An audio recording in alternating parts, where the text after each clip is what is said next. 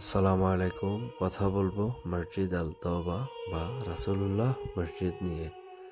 Saudi আরবের তাবুক শহরে অবস্থিত একটি গুরুত্বপূর্ণ ঐতিহাসিক ও ধর্মীয় স্থান।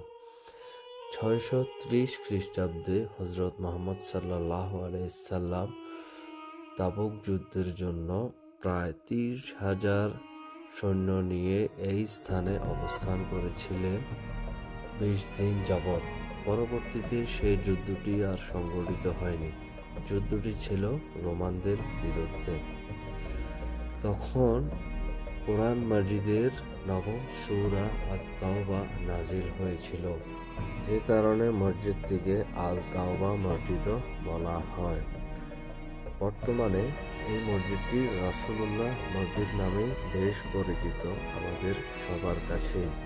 তখনকার সময় মসজিদটি কাদামাটি ও খেজুর গাছের ঘেরাও দিয়ে ছাদবিহীনভাবে তৈরি ছিল।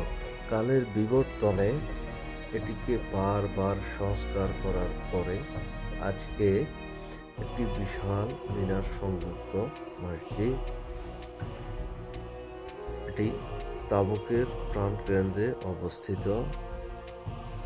যদি কোনো ইনফরমেশনে ভুল থাকে শুধরিয়ে নিন দয়া করে। তাবুকের ভাইয়েরা, আপনাদের কাছে অনুরোধ, সবাই এখানে আসবেন প্লিজ।